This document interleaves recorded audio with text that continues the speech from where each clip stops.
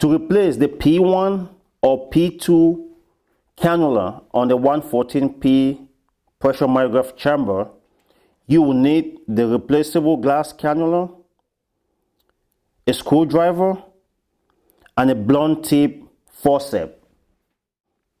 Using a screwdriver, remove the screw that secures the cannula into place.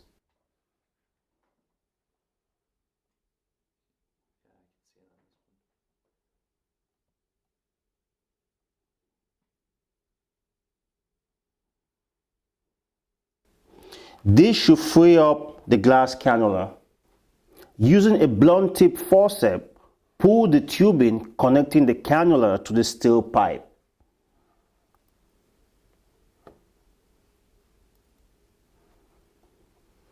Using the blunt tip forceps, remove the cannula from the tubing.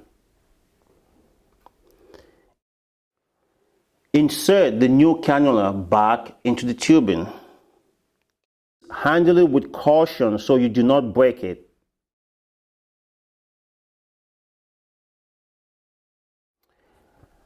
Attach the tubing back into the steel pipe.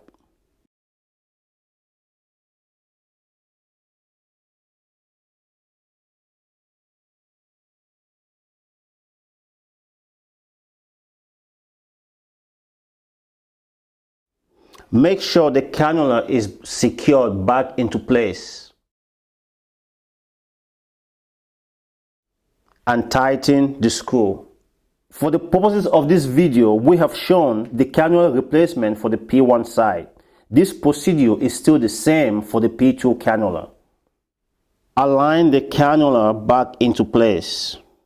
The cannula replacement is complete.